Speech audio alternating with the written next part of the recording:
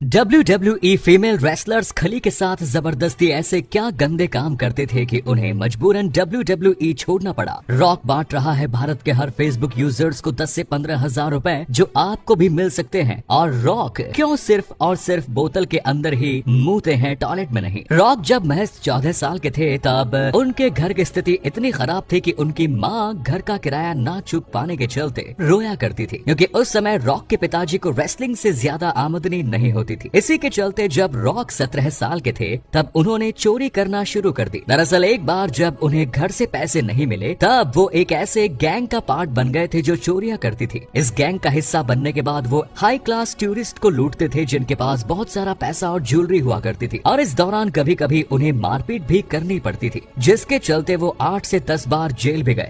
ऐसा करते करते 24 साल की उम्र में रॉक को पता चला कि उनकी जेब में सिर्फ 500 रुपए बचे हैं और उनके पास अब कुछ भी नहीं है। अपनी अच्छी फिटनेस के चलते उन्होंने यूनिवर्सिटी फुटबॉल में ज्वाइन किया, जहां पहले साल उनका प्रदर्शन काफी शानदार था, लेकिन साल के आखिर में उनके कंधे में चोट लग गई, जिसके चलते वो अगले साल ठीक से खेल नहीं सके। अब यहाँ एथलीट्स को उसके सबसे बड़ा टूर्नामेंट में पार्टिसिपेट करने का केवल एक ही मौका मिलता है, पर चोट के चलते रॉक कुछ न कर सके, जिसके बाद उनकी कॉलेज टीम के टॉप प्लेयर्स जिनके साथ वो टक्कर से खेलते थे उन सब ने 75 से 80 लाख रुपए सालाना कॉन्ट्रैक्ट साइन किए, जबकि रॉक को चोट के चलते खेल से बाहर होना पड़ा और उन्हें एक फूटी कौड़ी भी नहीं मिली। फिर उन्हें महसूस हुआ कि उनके 10 साल की मेहनत पर पानी फिर चुका है। अब जिस रेसलिंग ने उन्हें और उनके पिताजी को कंगाल करके छोड़ा था, अब रॉक ने वापस उसी रेसलिंग की ट्रेनिंग शुरू कर दी, जिसे देख ऐसा लग रहा था कि मानो उस दिन रॉक मानसिक तौर पर फेल्योर से पूरी तरह आजाद हो गए थे। उस समय उन्होंने खुद को समझा और निश्चय किया कि उन्हें सबसे ज्यादा मेहनत करनी है, सामने मौजूद हर किसी से ज्यादा, मतलब चाहे रेसलिंग रिंग में हो या फिर फिल्म के सेट पर। वो हर दिन सुबह 4 बजे उठकर तैयार होकर वेट रूम में जाते और याद करते कि मुझसे ज्यादा मेहनत कोई नहीं करना चाहिए। उनका कहना है कि कोई उनसे चाहे उनके पैसे, दौलत, शोहरत और मूवीज सब कुछ छीन ले, कोई उनसे ज्यादा मेहनत नहीं कर सकता।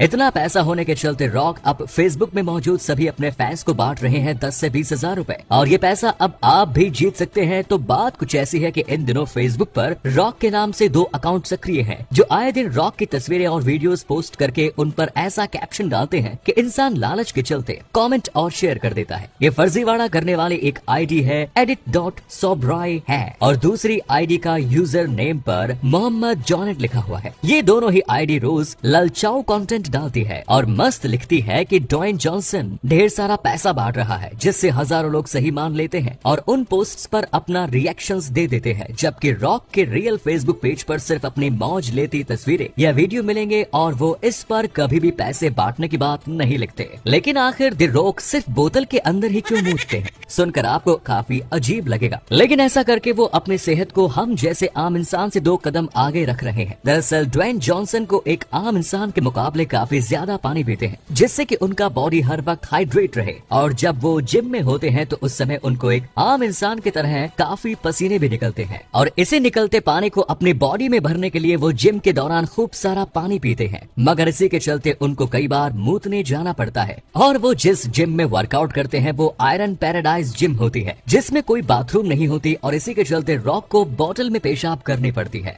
मगर द रॉक को रेसलिंग में सिर्फ द ग्रेट खली से ही फाइट करने से डर लगता था, मगर इसी खली के साथ WWE फीमेल रेसलर ने ऐसा क्या गंदा काम कर दिया कि उन्हें मजबूरन रेसलिंग छोड़नी पड़ी। एक इंटरव्यू में खली ने बताया है कि WWE को छोड़ने का फैसला पहले भी कई बार किया था, लेकिन WWE वाले उन्हें हर बार नया कॉन्ट्रैक्ट दे देते थे। WWE में उन्हें एक लूज कैरेक्टर वाले के रूप में दिखाया गया, जिसमें उन्हें कई बार फीमेल रेसलर्स के साथ जबरदस्ती संभोग करने के लिए मजबूर किया जाता था, जो उनकी पत्नी को रास नहीं था। इसके अलावा खली एक्रोमेगली नाम की एक बीमारी के चलते भी WWE को अलविदा कहना चाहते थे, क्योंकि इस बीमारी से बॉडी पार्ट्स जरूरत से ज्यादा बढ़ जाते हैं और चलने फिरने में भी खासी परेशानी होती है। लेकिन इसी खली के दोस्त रॉक बनने जा रहे हैं अमेरिका के राष्ट्रपति। उनके इस कारनामे की वजह से अमेरिका के प्रेसिडेंट जो बाइडेन की रातों की नींद उड़ गई है और अब उन्हें अपनी कुर्सी जाने का डर सता रहा है। दरअसल अप्रैल 2021 में एक ऑनलाइन पोल के जरिए लोगों से पूछा गया कि क्या वो ड्वेन जॉनसन को अमेरिका का प्रेसिडेंट बनते देखना चाहते हैं। तब इस पर करीब 50% लोगों ने रॉक को अपना प्रेसिडेंट बनाने की मंजूरी दे दी। जब रॉक से इस बारे में पूछा गया तब उन्होंने कहा कि अगर लोग चाहते हैं कि मैं प्रेसिडेंट बनूं तो मैं लोगों के लिए कुछ भी करने को तैयार हूं। एक बार रॉक ने अपने पिताजी से कहा कि वे अपनी मर्जी की जिस भी जगह पर जानना चाहते हैं वो उन्हें वहां पर खरीद खरीद कर देंगे, जिसके बाद आज उनके पिता न्यूयॉर्क में एक 50 करोड़ के घर में रहते हैं। अपने पिता की हिप सर्जरी के बाद रॉक ने उन्हें करीब 67 लाख रुपयों की आरामदायक SUV भी गिफ्ट की। रॉक के खुद के पास एक 540 करोड़ का प्राइवेट जेट मौजूद है, जिससे ये एक शहर से दूसरे शहर ट्रैवल करते हैं। साथ ही इनके पास करोड़ों की लग्जरी कार्स का जखीरा भी है, जो दिखाता है कि इनकी जिंदगी बिल्कुल राजा महाराजाओं वाली है। रोनाल्डो को मिल गई है कभी ना बूढ़े होने वाली दवा, जिसे खाकर वो बायोलॉजिकली अपनी असली उम्र से भी छोटे हो गए हैं। अभी रोनाल्डो की उम्र 37 साल है, पर आपको ये जानकर आश्चर्य होगा कि एक रिपोर्ट के अनुसार बायोलॉजिकली वो सिर्फ 25 साल के हैं। लेकिन कैसे?